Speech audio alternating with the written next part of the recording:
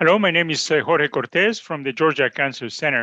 And it's my pleasure to talk to you today about some practical considerations about the frontline therapy for chronic myeloid leukemia. And I will start by showing you my disclosures. It is very clear that with the modern therapy for chronic myeloid leukemia, we have changed the natural history of the disease, where the expected survival has improved dramatically. And many reports have suggested that we are very near a normal life expectancy for patients with chronic myeloid leukemia. But it is also very clear that this improvement has not reached everybody. If we look at two different series from the United States, the left, a more selected population from clinical trials and a very specialized institution, and to the right, a more generalized demographic population in the United States, you can see that although there has been improvement, it hasn't quite reached the levels that you get when you have these more selected population. So there's certainly a lot of room for improvement. Some of that has to do with access to drugs, access to monitoring, but I would want to emphasize that some of that has to do on our approach, our management, what we can do for the patients, and not just the limitations that we may have in some settings. We know that today we have 5 tyrosine kinase inhibitors. These may be or not available in different parts of the world, but these are the ones that generally have been developed so far. There might be one more coming, asciminib, but today that's not available anywhere. So we're going to be talking about these drugs, and because we're talking about frontline, we're really not going to be talking about ponatinib. I will start by reminding you that the different indications and the different doses that we use, and this is in the United States. But I do want to emphasize a couple of things. Number one is that the starting dose for frontline is different for at least a couple of drugs compared to the salvage therapy. In nilotinib, we use 300 milligrams twice daily, whereas in salvage is 400 milligrams twice daily. And with bosutinib, it's 400 milligrams once daily and 500 milligrams once daily. We want to make sure that we use the right dose. That is very important. There are also a couple of drugs, imatinib and nilotinib, that have been approved and are available for pediatric patient population in the frontline setting. Again, this is in the US. It may change in different parts of the world, but it is important to know that there has been data available generated that has resulted in approval in pediatric population. These are not frequent scenarios, but it is something that once in a while can be seen in the clinic. There have been randomized studies of imatinib versus second generation TKIs, and I'm summarizing the results here in this slide. All of these studies have shown that, number one, and I think it is very important to remember, imatinib is a very good drug. It helps many patients, and we can achieve excellent results with imatinib.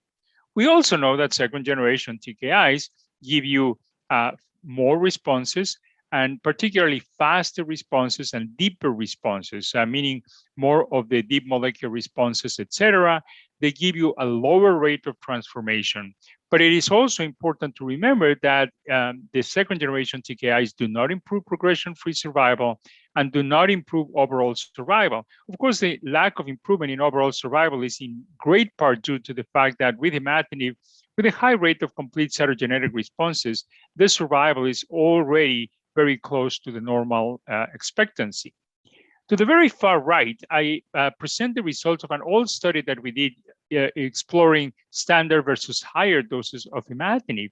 And I put that study there because knowing that imatinib is available in many parts of the world and that it is perhaps in terms of cost, the most accessible because of generics, etc., higher doses of imatinib seem to have given us very similar benefits as second generation TKIs. Of course, here I'm extrapolating, so take that with a grain of salt. But higher doses of imatinib, and there's this randomized study, there's the Tidell study that used higher doses of imatinib, may give us better outcomes than standard doses of imatinib. So it is possibly a consideration for some patients if second generation TKIs are not available. This is what you can get in terms of the deep molecular responses. Very important, because more and more we want to emphasize that. And here I want to emphasize a couple of important things. With second generation TKIs, you have a higher rate of MR 4.5s. And you see that the expectation with imatinib is very fixed. That's around 30%, 35% by 5 years. With second generation TKIs, by 5 years, you get to around 40 to 55% of patients. But also please notice that there is a plateau. Not everybody gets to an MR 4.5, and that is very important to keep in mind, and I'll get back to that in a minute. In the lower part of this graphic, you see the results with higher doses of imatinib, the TIDEL that I was talking about, and the MD Anderson data. And you can see that by 5 years, you can get to that approximately 60% of molecular responses. Importantly, the TIDEL uses 600 milligrams, so that may be enough rather than going to the 800 milligrams that was used in the MD Anderson if you're going to consider higher doses. But keep in mind, that is not the standard. That would be considered an investigational approach. Now, more important than just achieving a deep molecular response is a sustained deep molecular response if you're aiming for a treatment-free remission. So this is the data from NSTND, which is the one that has the longest follow-up, 10 years of follow-up. And again, I want to emphasize that not everybody gets to those deep molecular responses sustained. Look at this, it's only about half of the patients, not even half of the patients with nilotinib, and about 30% with imatinib. And you can see that we are reaching a plateau by 10 years. So although we aim for that, we also have to be realistic that a significant number of our patients will not get there. Now that's a disadvantage if you're aiming for treatment-free remission, but those patients that do not get there, once they get to a complete cytogenetic response, perhaps a major molecular response, they already have a normal life expectancy. So at least we know that that is a benefit for the patients. There had not been a comparison directly between second generation TKIs until very recently, when our colleagues in Japan did this randomized study of nilotinib versus dasatinib. And as you can see here, the results are pretty much identical with either one of these two second generation TKIs. And although there has been no comparison with bosutinib, I think it is fair to expect that you would find something very similar. So I think with all of this, we can say that the second generation TKIs, at least in terms of efficacy, they're very equivalent one to the other. One of the considerations in selecting a second generation TKI versus imatinib has been the use of the SOCAL score. And in many instances, the discussion is that you would prefer a second generation TKI in patients with high risk SOCAL, whereas patients with low risk, perhaps the intermediate risk, imatinib is okay. However, if you look at all the results from these randomized trials, all of them show you that in any one of the categories, there is a benefit with the second generation TKIs. Of course, the high-risk patients have the lowest rate of response with any approach, but being the lowest with imatinib, there is more to gain there with a second-generation TKI, but there are instances where a low-risk patient may benefit. So that's why I don't particularly follow this approach. And even more, if you look at the deeper molecular responses, if you look at the far left, you can see how MR 4.5 is much, the probability is much higher in the low risk category with, in this case, bosutinib than with imatinib. So SOCAL is a consideration, but it cannot be the only consideration. There are other elements that we're going to discuss in a minute that have to be part of a more holistic discussion as to what is the preferred approach for a given patient. So the European Leukemia Net, in the recommendations, they present the frontline therapy. If you focus on the right-hand side, these are the most recent and highlighted the changes from the 2013. The 2020 has two important additions. Bosutinib is now recommended together with dasatinib and nilotinib as the second generation TKIs for frontline therapy, but generic imatinib is also there. Now, my impression about generic imatinib is that it is a good option, but there are many generics that are well controlled with quality assessments, that are well regulated by regulatory agencies. There are other generics that are not as well controlled and quality assessed, and those perhaps are not as good as the brand imatinib. And then, of course, for second line therapy, we have all the different options, but that's not the topic of this presentation. So when you have a newly diagnosed patient, you're facing the first decision is, am I going to use imatinib or am I going to use a second generation TKI?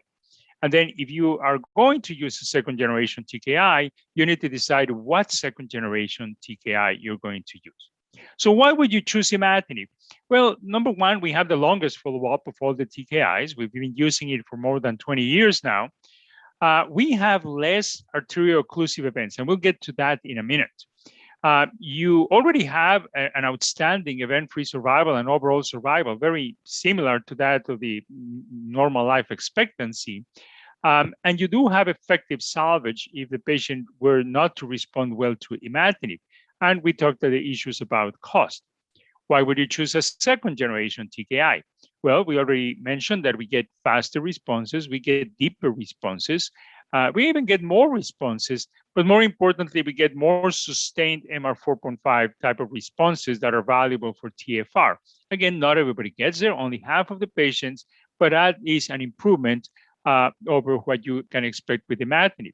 You also get fewer transformations, and then there's a trend for fewer events, adverse events of some nature, and we'll talk about these again. So these are some of the considerations that you need to take in mind. We talked about SOCAL, and yes, it is an important consideration, but it cannot be the only consideration. The adverse events that you can expect on a patient, depending on the patient's lifestyle, their comorbidities, and very importantly, the goals. I may have a low risk SOCAL patient, for example, whose aim is not as much to get to a deep molecular response, or a high risk patient who is satisfied with just getting a complete cytogenetic response. So all of these has to be integrated into our decision model. It's not one factor or another. I think all of these has to be a very serious conversation with our patients, explaining all the pros and cons of each one of these drugs. So these are, for example, the pros and cons as I see them for the different second generation TKIs. The follow-up is different. With nilotinib, we have the longest follow-up for a frontline study, 10 years. With bosutinib, we have 8 years for second-line therapy. That's the longest one. We mentioned that the efficacy is very similar. The schedule varies. Once daily is more convenient for many patients. So dasatinib and bosutinib have that. There are fewer arterial occlusive events with bosutinib. We'll get to that in a minute. The issue of avoiding food, for example, may be a disadvantage for some patients. For nilotinib, that may complicate their adherence to therapy.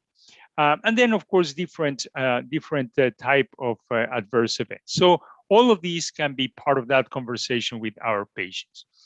It is also important to note that when we have measured quality of life, there is not much of a difference between a second generation and imatinib. This is the bosutinib versus imatinib study, for example, and both of them have very similar quality of life. Even though they have different type of side effects, etc., it's still very similar quality of life, very good with both drugs. So that is also an important consideration to keep in mind. Let's talk a little bit about adverse events, and it is very clear. We all know that they have different unique toxicities. For the most part, I think it is fair to say that all of these drugs are generally very well tolerated. But it is important to discuss with the patient the expected toxicities that can be seen more frequently. Fortunately, most of these can be managed, But depending on the comorbidities, the lifestyle of the patients, their preferences, etc., some risks may be more acceptable to a patient than others. Somebody who's an athlete may not want to have too many muscle spasms. For some, it may be more difficult to tolerate having more headaches or the risk of pleural effusion than having diarrhea, and so on. So this is important to discuss with our patients. One adverse event that has gotten more attention recently is the arterio-occlusive events. That is either cardiovascular, heart attacks, angina, cerebrovascular strokes, transient ischemic attacks, etc., and peripheral vascular disease. It is important to remember that all the second-generation TKIs, and particularly nilotinib and dasatinib, seem to have a significantly higher risk compared to imatinib. Imatinib is considered to have a baseline risk, meaning it's mostly driven by comorbidities, and imatinib does not seem to increase the risk over that. Dasatinib and nilotinib essentially double the risk of cardiovascular and cerebrovascular arterio-occlusive events based on the results from these randomized studies in DESTINY and DECISION respectively. Bosutinib perhaps has an intermediate risk, not as high as dasatinib or nilotinib, but not quite as low as imatinib, particularly for cardiovascular, based on the latest data from the BEFORE trial. Of course, I'm not talking about ponatinib because we don't use it for frontline therapy. And here you can see the labels. And again, I'm emphasizing I'm using the label from the US. And I've highlighted in red how in all of these drugs, except for bosutinib, there is mention of the risk of cardiac toxicity. With imatinib, is more about heart failure, whereas with the other ones is QT prolongation and arterio-occlusive events. So again, when you're selecting a drug, we talked about the efficacy, but based on the toxicities that you can expect, you can have some selection of drugs. For example, for a diabetic patient, I usually prefer not to use nilotinib. I may want to go with dasatinib or bosutinib because I know that nilotinib causes hyperglycemia, makes the management of diabetes more complicated. Please note that I'm not saying it's contraindicated. You can use it, but it is more challenging, and that's the advantage of having different treatment options. And same thing with somebody who has pulmonary problems. I may not want to use dasatinib as my first choice. Somebody has a lot of GI issues. Well, bosutinib may not be the best fit for that given patient, and so on. Ultimately, we need to remember that as good as all these treatments are, and as comfortable as we feel with the data that we have seen, by 5 years, nearly 40% of patients have changed therapy in all of these randomized studies. And it is the same whether you're talking about imatinib or a second-generation TKI or any of the second-generation TKI. So ultimately, that need to change is very similar regardless of what drug you are using. And this essentially means you have to be very careful on monitoring your patients and adequately managing them so that you recognize the needs to change. But also, I want to challenge that we shouldn't be changing drugs for any minor adverse event or for our intent to try to get necessarily to an MR 4.5, because I already mentioned half of the patients are not going to get to an MR 4.5 anyway, and the change of therapy is likely not going to change that possibility. So the way I see the evolution of our treatment with CML is that as the treatment has evolved and our monitoring has evolved from just aiming for hematologic responses to molecular responses, our endpoints have changed. We are more and more interested on the deeper molecular responses. But keep in mind that even with when we cannot achieve a deep molecular response, our survival benefit has already been achieved just by achieving a complete cytogenetic response in nearly all of the patients. So this is important so that you can modulate the expectations based on the patient's goals, on the availability of drugs, and so on. So in conclusion, I want to